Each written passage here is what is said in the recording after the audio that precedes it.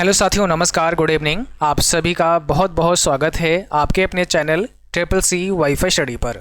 आइए स्टार्ट करते हैं आज के इस क्लास को। जो भी साथी क्लास में आ चुके हैं आप सभी एक बार क्लास को शेयर कर दें ताकि और भी बच्चे और भी साथी जिनका भी एग्ज़ाम है वो भी इस क्लास को ज्वाइन कर पाएँ। और जो साथी ट्रिपल सी जून एग्ज़ाम का बैच लेना चाहते हैं आप सभी इस बैच को मात्र 360 में ज्वाइन कर सकते हैं। और अभी आप सभी का जो बैच लॉन्च हुआ था जुलाई 2024 के लिए फतेह बैच 7.0, जिसमें आज से क्लास आपके लाइव स्टार्ट हो गई है। आज 6 PM पर आप सभी की क्लास दी गई है। तो आप सभी इस बैच को मात्र 299 में आज रात 11 बजे तक ज्वाइन कर सकते हैं। कल से इसका प्राइस फिर इंक्रीज हो जाएगा। चलिए, तो आज का सबसे पहला प्रश्न आपके स्क्रीन पर है। पूछा गया है, लिनक्स में वर्तमान कार्यशील निर्देशिका को प्रदर्शित करने के लिए किस कमांड का उपयोग किया जाता है? Which command is used to display the current working directory in Linux? क्या होगा इसमें करेक्ट आंसर? पहला प्रश्न आपके स्क्रीन पर है। फटाफट से आप लोग आंसर भेजें कमेंट बॉक्स में और लाइक एंड शेयर भी आप सभी को करते रहना है क्लास को। तो इस प्रश्न का सही जवाब हो जाएगा ऑप्शन नंबर बी, PWD। अगला सवाल है, लिनक्स में नई डायरेक्टरी बनाने के लिए किस कमांड का उपयोग किया जाता है? न्यू डायरेक्टरी आप बनाने के लिए क्या करेंगे? न्यू डायरेक्टरी आप लिनक्स में कैसे बना सकते हैं? न्यू डायरेक्टरी बनाने के लिए जो कमांड है वो है mkdir। ऑप्शन नंबर डी यहाँ पे करेक्ट है आपका। mkdir कमांड यूज करते हैं न्यू डायरेक्टरी को बनाने के लिए। क्वेश्चन थर्ड कहता है, एप्पल द्वारा कौन सा ऑपरेटिंग सिस्टम विकसित किया गया था? यानी निम्न में कौन सा ऑपरेटिंग सिस्टम एप्पल इनकॉर्पोरेशन ने बनाया या डेवलप किया है? तो यहाँ पर सही जवाब है ऑप्शन नंबर सी आपका, मैक ओएस, जो कि एप्पल इनकॉर्पोरेशन के द्वारा बनाया गया एक ऑपरेटिंग सिस्टम है। क्वेश्चन 4 कहता है, किसी ऑपरेटिंग सिस्टम में डिवाइस ड्राइवर की क्या भूमिका होती है? किसी ऑपरेटिंग सिस्टम में डिवाइस ड्राइवर की क्या भूमिका है, ये आपसे पूछा है। तो डिवाइस ड्राइवर एक प्रकार का यूटिलिटी सॉफ्टवेयर होता है, यूटिलिटी प्रोग्राम आप बोलेंगे इसको। और इसका काम क्या है? ऑप्शन सी है, communicate with hardware devices. Communicate with hardware devices, option number C correct है आपका। अगला सवाल है, निम्नलिखित में से कौन सा रियल टाइम ऑपरेटिंग सिस्टम का उदाहरण है? देखिए, रियल टाइम ऑपरेटिंग सिस्टम का एग्जाम्पल पूछा है। विंडोज दिया है, लिनक्स दिया है, मैक ओएस दिया है, VX वर्क्स दिया है। अब रियल टाइम ऑपरेटिंग सिस्टम का एग्जाम्पल कौन सा है? तो राइट आंसर आपको देना है कमेंट बॉक्स में, क्या हो जाएगा?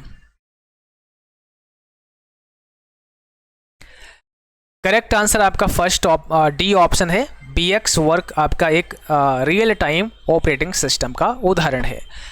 किसी ऑपरेटिंग सिस्टम में बूट लोडर का उद्देश्य पूछा है। What is the purpose of a boot loader in an operating system? तो बूट लोडर का क्या उद्देश्य होता है? ऑप्शन फर्स्ट हो जाएगा, load the operating system into memory. Option first यहाँ पे करेक्ट है। अगला सवाल है, कौन सा ऑपरेटिंग सिस्टम अपनी स्थिरता और विश्वसनीयता के लिए जाना जाता है? तो यहाँ ऑप्शन में विंडोज है, मैक ऑपरेटिंग सिस्टम है, लिनक्स है और एंड्रॉइड है। सही जवाब है आपका ऑप्शन सी, लिनक्स। अगला सवाल है, लिनक्स में फाइलों को कॉपी करने के लिए किस कमांड का उपयोग किया जाता है? फाइल्स को कॉपी करने के लिए कौन सी कमांड होती है लिनक्स में? और लिनक्स यूनिक्स की कमांड हमने अपनी वेबसाइट पर भी डाल रखी हैं, आप लोग वहाँ से भी पढ़ सकते हैं। इसका सही जवाब है ऑप्शन वी, CP कमांड इसमें यूज होती है। अगला सवाल है, लिनक्स में डायरेक्टरी को हटाने के लिए, ठीक है, किस कमांड का उपयोग किया जाता है? Which command is use to remove directory in Linux? अगर आपको लिनक्स ऑपरेटिंग सिस्टम में डायरेक्टरी को हटाना है, रिमूव करना है, तो आप किस कमांड का यूज करेंगे, ये आपसे पूछा है। तो करेक्ट आंसर ऑप्शन सी है आपका, RM कमांड यूज करेंगे। ऑप्शन नंबर सी आपका करेक्ट होगा। अगला सवाल है, विंडोज ऑपरेटिंग सिस्टम में टास्क मैनेजर का क्या कार्य है? What is the function of the task manager in Windows operating system? तो टास्क मैनेजर का काम क्या है बताइए? क्वेश्चन 10 है आपके स्क्रीन पर, सही जवाब क्या हो जाएगा? तो टास्क मैनेजर का काम क्या होगा? Monitor and control running process, ठीक है, monitor and control running process. निम्नलिखित में से कौन सा विमानन और एरोस्पेस उद्योगों में उपयोग किए जाने वाले रियल टाइम ऑपरेटिंग सिस्टम का उदाहरण है? Which of the following is an example of a real time operating system used in aviation and aerospace industries? तो इसमें क्या होगा आपका करेक्ट आंसर? यहां पर हो जाएगा ऑप्शन डी, लिंक्ड ओएस यानी लिंक्ड ऑपरेटिंग सिस्टम आपका करेक्ट आंसर हो जाएगा। डी ऑप्शन आपका करेक्ट होगा, जो कि एक रियल टाइम ऑपरेटिंग सिस्टम है, रियल टाइम ऑपरेटिंग सिस्टम है। अगला सवाल है, ऑपरेटिंग सिस्टम में कमांड प्रॉम्प्ट का क्या उद्देश्य है? What is the purpose of the command prompt in an operating system? Command prompt का उद्देश्य क्या है? क्या होगा इसमें आपका करेक्ट आंसर? तो इसका काम होता है एग्जीक्यूट करना। ऑप्शन सी है execute commands and run programs. Option C correct है। मैक ओएस के अधिकांश संस्करणों में डिफ़ॉल्ट रूप से कौन सा फाइल सिस्टम होता है? यानी जो आपका एक एप्पल कंपनी का ऑपरेटिंग सिस्टम है मैक ओएस, इसमें डिफ़ॉल्ट रूप से कौन सा फाइल सिस्टम यूज होता है?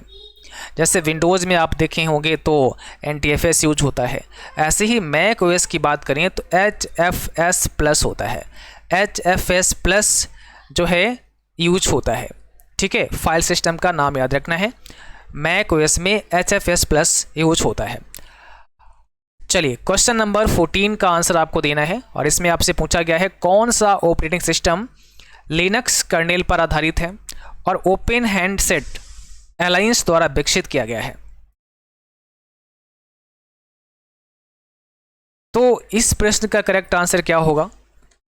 ऑप्शन नंबर फर्स्ट हो जाएगा अनड्राइड। करेक्ट आंसर अनड्राइड आपका हो जाएगा। अगला सवाल है, यूनिक्स जैसे ऑपरेटिंग सिस्टम में chmod कमांड का उद्देश्य क्या है? यूनिक्स जैसे ऑपरेटिंग सिस्टम में chmod कमांड का उद्देश्य आपसे पूछा है क्या है? बताइए कौन सा इसमें करेक्ट आंसर है? फटाफट से आप सभी कमेंट में अपना आंसर भेजेंगे और जिन बच्चों ने क्लास को लाइक नहीं किया है, शेयर नहीं किया है, आप सभी क्लास को लाइक और शेयर भी कर दीजिएगा।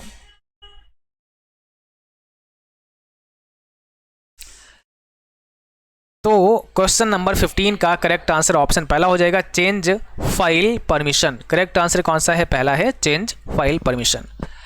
अगला सवाल है, कौन सा ऑपरेटिंग सिस्टम अपने कमांड लाइन इंटरफेस के लिए जाना जाता है और अक्सर सर्वर और सुपर कंप्यूटर में उपयोग किया जाता है?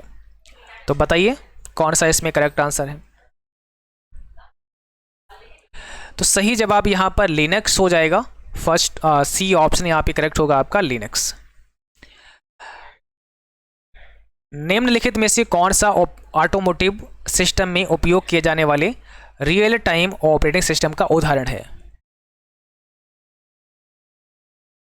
निम्नलिखित में से कौन सा ऑटोमोटिव सिस्टम में उपयोग किए जाने वाले रियल टाइम ऑपरेटिंग सिस्टम का उदाहरण है? तो यहां पर आपका सही जवाब कौन सा है? डी है, QNX। राइट आंसर है आपका QNX, एक रियल टाइम ऑपरेटिंग सिस्टम है।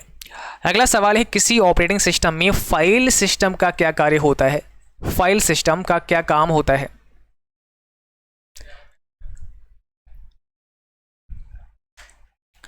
ऑप्शन नंबर डी हो जाएगा organise and store files on storage device. Correct answer कौन सा है? आपका डी है, ठीक है। ऑप्शन डी आपका राइट है यहाँ पे। अगला सवाल देखिएगा, कौन सा ऑपरेटिंग सिस्टम विशेष रूप से गेमिंग के लिए डिजाइन किया गया है और मुख्य रूप से गेमिंग कंसोल पर उपयोग किया जाता है? तो इसका सही जवाब क्या है? Option number D, play station operating system. Option number D आपका हो जाएगा। किसी ऑपरेटिंग सिस्टम में डिवाइस ड्राइवर का क्या उद्देश्य होता है? किसी ऑपरेटिंग सिस्टम में डिवाइस ड्राइवर का क्या उद्देश्य होता है? डिवाइस ड्राइवर, ठीक है। अब देखिए ये सवाल अभी पूछा गया था बट ऑप्शन अलग थे, अभी यहाँ पर ऑप्शन आपके अलग हैं, तो इसमें सही जवाब क्या होगा? Control hardware resources. ऑप्शन हमारा बी हो जाएगा करेक्ट आंसर। कौन सा ऑपरेटिंग सिस्टम अपनी उच्च स्तर की सुरक्षा के लिए जाना जाता है और कई सरकारी और सैन्य प्रणालियों में इस्तेमाल किया जाता है, उपयोग किया जाता है? तो अपनी सुरक्षा के लिए कौन सा ऑपरेटिंग सिस्टम है जो जाना जाता है? सही जवाब है ऑप्शन नंबर डी आपका SE Linux. Correct answer D हो जाएगा। कौन सा ऑपरेटिंग सिस्टम विशेष रूप से सर्वर के लिए डिजाइन किया गया है और अपनी स्थिरता और प्रदर्शन के लिए जाना जाता है?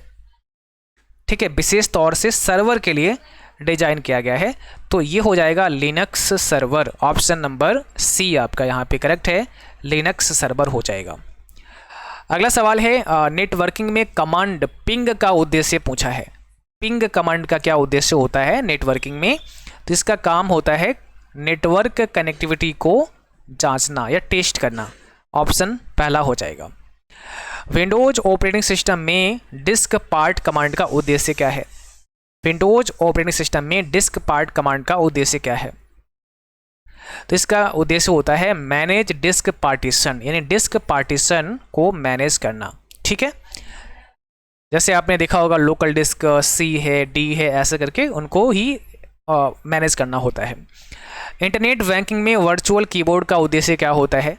इंटरनेट बैंकिंग में वर्चुअल कीबोर्ड, आपने देखा होगा जब आप नेट बैंकिंग में लॉगिन करते हैं तो आप अपने कीबोर्ड से डाल सकते हैं पासवर्ड, बट आप वहाँ पे एक वर्चुअल कीबोर्ड भी रहता है, तो वर्चुअल कीबोर्ड यूज कर सकते हैं। इसका यूज क्या है, मतलब इसका उद्देश्य क्या है?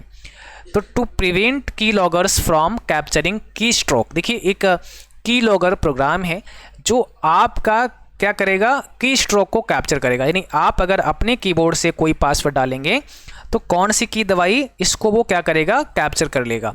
लेकिन जब आप जो आपका वर्चुअल कीबोर्ड है उसे इस्तेमाल करेंगे तो फिर ये आपका की लॉगर वहाँ पे काम नहीं कर पाएगा। तो इस सुरक्षा की दृष्टि से बनाया गया है। सार्वजनिक कंप्यूटर पर इंटरनेट बैंकिंग का उपयोग करते समय निम्नलिखित में कौन सा अनुशंसित अभ्यास है? तो इसका सही जवाब क्या है? देखिए, जब सार्वजनिक कंप्यूटर पर, कोई ऐसे कंप्यूटर पर आप इंटरनेट बैंकिंग का इस्तेमाल करते हैं जो सार्वजनिक है, यानी पब्लिकली आपने किसी कंप्यूटर का इस्तेमाल किया और वहाँ पर आपने नेट बैंकिंग में लॉगिन किया, तो आपका मतलब क्या सही होना चाहिए, फिर क्या एक सही अनुशंसित अभ्यास है? ऑप्शन बी है यहाँ पे, clearing the browser cash and history after each session. आप जब भी लॉगिन करें, काम करें, उसके बाद आपको क्या करना है, ब्राउजर कैश एंड हिस्ट्री को क्लियर कर देना है। ठीक है, या आप इनकॉग्निटो मोड का इस्तेमाल कर सकते हैं, ऐसा भी ऑप्शन में आ सकता है। अगला सवाल है इंटरनेट बैंकिंग में बहुकारक प्रमाणीकरण का उद्देश्य क्या है? What is the purpose of multi factor authentication? जो मल्टी फैक्टर ऑथेंटिकेशन है, इसका क्या उद्देश्य है नेट बैंकिंग में? यानी अलग अलग जो है ना तरह से आपका जो प्रमाणीकरण है वो होगा, तो इसका उद्देश्य क्या है? इसका उद्देश्य है सिक्योरिटी को मजबूत करना, to enhance the security of user authentication. Internet banking में लेन देन संदर्भ संख्या का उद्देश्य क्या होता है? नेट बैंकिंग में लेन देन संदर्भ संख्या, जो ट्रांजैक्शन होता है तो ट्रांजैक्शन रेफरेंस नंबर भी जनरेट होता है, तो इसका उद्देश्य क्या है? इसका उद्देश्य होता है टू आइडेंटिफाई या specific transaction for future reference. भविष्य के संदर्भ के लिए जो ट्रांजैक्शन हुआ है उसको आइडेंटिफाई करना। भाई कैसे आप ये पहचानोगे कि कौन सा ट्रांजैक्शन हुआ है? तो इसलिए जब ट्रांजैक्शन होता है तो उसका एक रेफरेंस नंबर भी जनरेट होता है। इंटरनेट बैंकिंग में लॉगिन क्रेडेंशियल की सुरक्षा के लिए निम्न में से कौन सा अनुशंसित अभ्यास है? तो इसका सही जवाब है changing password regularly and using strong unique password. ठीक है, ऑप्शन हमारा यहाँ पे सी करेक्ट हो जाएगा। हमें अपना पासवर्ड जो है वो समय समय पर बदलते रहना चाहिए, समय समय पर हमें अपना पासवर्ड चेंज करते रहना चाहिए और यूनिक पासवर्ड हमें रखना चाहिए। ठीक है, एक मजबूत पासवर्ड हमें रखना चाहिए। तो आज के सेशन में बस इतना ही। उम्मीद करता हूँ क्लास आपको समझ आई होगी। और आप सबको बता दें, जो साथी CCC जुलाई का बैच लेना चाहते हैं 7.0, तो आप सभी अभी 299 में ले सकते हैं। रात 11 बजे तक आप सभी को ये 299 में मिल जाएगा। तो फटाफट से आप ऑफ़र का लाभ उठाएं और क्लास मंडे टू फ्राइडे चलती है, लेकिन कल सैटरडे को भी लाइव क्लास रहेगी। तो कल आपकी जुलाई बैच में 4 PM पर क्लास आएगी, यानी 4 PM पे आएगी, एंड 6 PM पर आपकी क्लास आएगी जो लाइव होगी। तो ये आपको कल क्लास दोनों ज्वाइन करनी है सभी बच्चों को, ठीक है। तो चलिए क्लास को यहीं पर समाप्त करते हैं, मिलते हैं फिर अगली क्लास में। तब तक के लिए थैंक यू, बाय बाय।